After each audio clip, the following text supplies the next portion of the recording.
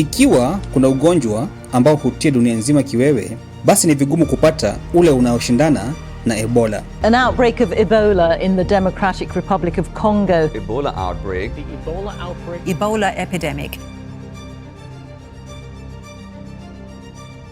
Jina lake pekee linatosha kuamsha kumbukumbu za vijiji vilivyofungwa, wahudumu wa afya waliovaa mavazi maalum ya kujikinga, na jamii zilizolazimika kuwatenga hata ndugu zao kwa sababu ya hofu ya maambukizi.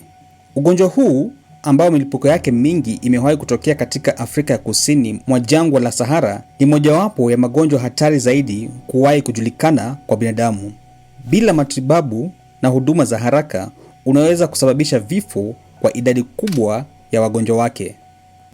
Lakini pamoja na hofu yote inayozunguka, wengi wetu hatujui Ebola ni nini hasa. Ugonjwa huu hutoka wapi? Kwa nini huibuka ghafla? Ebola husambaa vipi? Na je, leo kuna tiba au chanjo inaweza kuizuia? Katika kipindi hiki, nitaweza kuelezea kwa undani chimbuko la Ebola, namna inayoenea, dalili zake, na ni kwa nini huwa hatari sana, jinsi madaktari wanavyoitibu na hatua zinazoweza kuokoa maisha. Safari yetu inaanza mwaka wa 1976. Katika mwaka huo, wagonjwa wenye homa kali na kutoka kwa damu waliripotiwa katika maeneo ya ambayo sasa ni Jamhuri ya Demokrasia ya Kongo na Sudan Kusini. Watafiti walipogundua virusi vilivyosababisha ugonjwa huo, walivipa jina Ebola kutokana na mto wa Ebola uliokuwa karibu na eneo moja la mlipuko huo. Tangu wakati huo, milipuko kadhaa imewahi kutokea, lakini iliyotikisa dunia zaidi ilitokea Afrika Magharibi kati ya mwaka 2014 na 2016, ambapo maelfu ya watu walipoteza maisha na mifumo ya afya ikalemewa. Ebola hutoka wapi? Hadi leo, wanasayansi wanaamini kuwa popo wanaokula matunda ndio hifadhi ya asili ya virusi hivi. Popo hawa wanaweza kubeba virusi bila kuugua. Virusi vinaweza kuhamia kwa wanyama wengine kama vile sokwe, nyani na baadhi ya mamalia wa porini. Binadamu anaweza kuambukizwa anapogusa damu, nyama au majimaji ya mnyama aliyeambukizwa. Baada ya virusi kuingia kwa mtu mmoja, ndipo mlipuko unaweza kuanza. Tofauti na mafua au surua, Ebola haisambai kupitia hewa. Ugonjwa huu huweza kuenea pale mtu anapogusana moja kwa moja na damu, matapishi, kinyesi, mate, mkojo au majimaji mengine ya mwili na mgonjwa au mtu aliyefariki kutokana na Ebola. Vile vile, nguo, mashuka, sindano au vifaa vilivyochafuliwa na majimaji hayo vinaweza kusambaza maambukizi.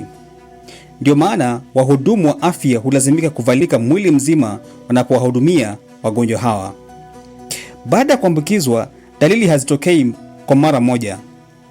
Kwa kawaida, hujitokeza kati ya siku 2 hadi siku 21, ingawa kwa watu wengi huanzia baada ya takriban siku 8 hadi 10. Mwanzoni, mgonjwa anaweza kuhisi homa kali, uchovu usio wa kawaida, maumivu ya kichwa, maumivu ya misuli na viungo, pamoja na koo kuwasha.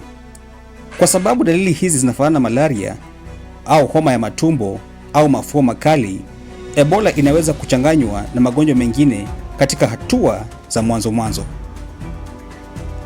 Kadri ugonjwa unavyoendelea, hali hukuwa mbaya zaidi.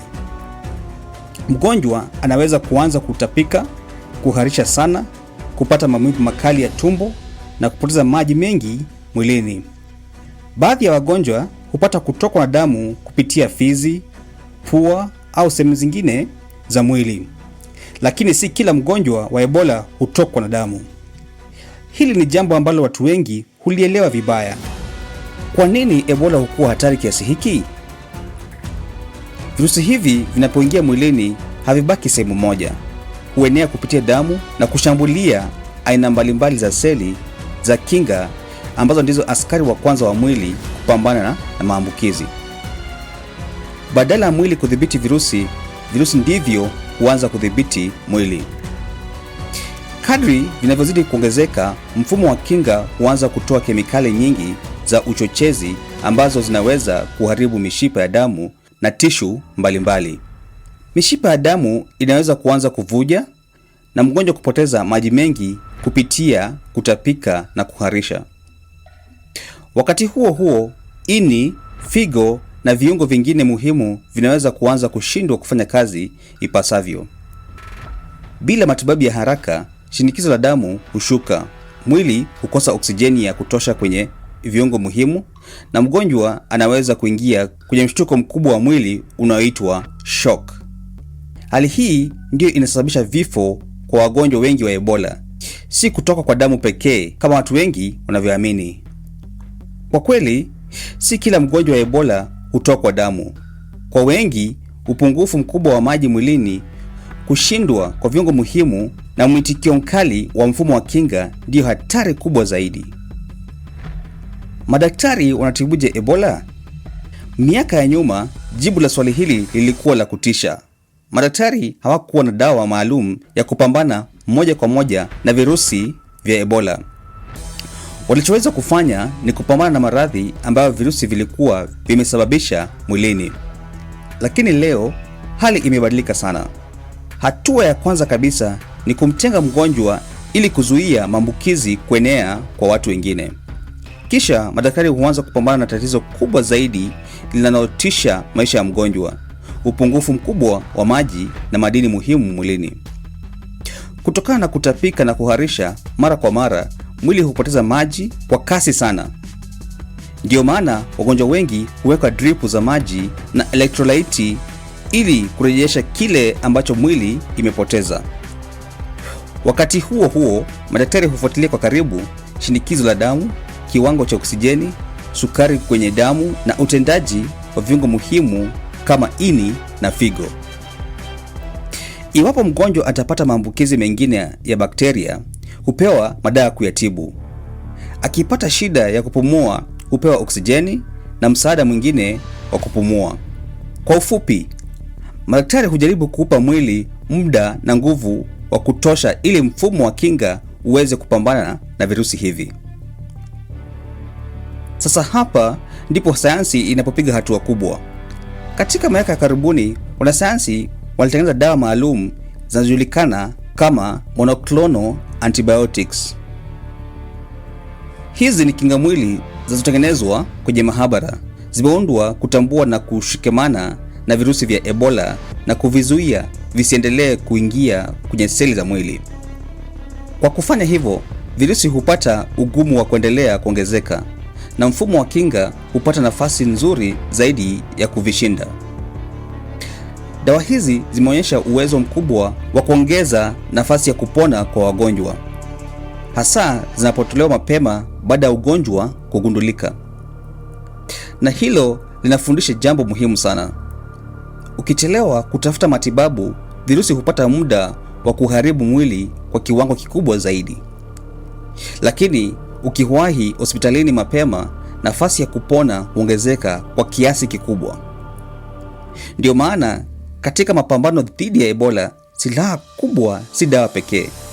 Silaha kubwa zaidi ni utambuzi wa mapema, matibabu ya haraka na huduma bora za kitabibu.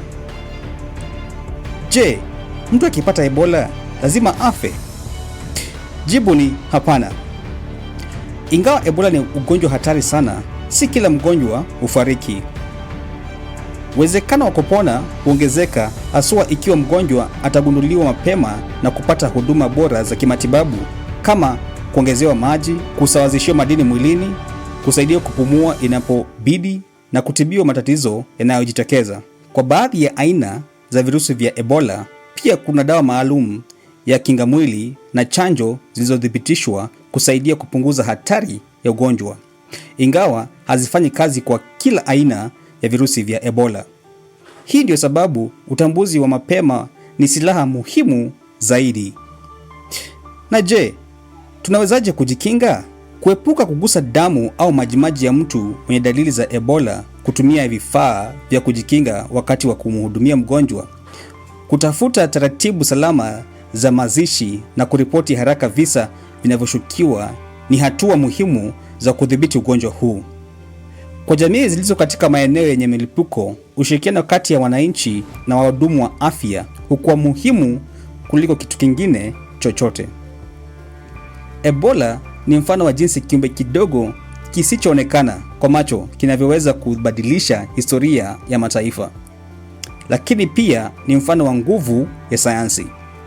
Kupitia utafiti, ufuatiliaji wa magonjwa na ushirikiano wa kimataifa, dunia imeweza kudhibiti milipuko mingi ambayo zamani ilionekana haiwezekani kuzimia. Hata hivyo, kutokana na kuendelea kuwepo kwa virusi hivi katika mazingira ya asili, na uwezekano wa milipuko mpya bado upo. Ndio maana elimu, tahadhari na uelewa sahihi ni kinga ya kwanza. Kama umejifunza jambo jipya leo, usisahau kuipenda video hii, kujiunga na Afrika Imara na kushiriki video hii ili elimu hii iwafikie watu wengi zaidi. Asante.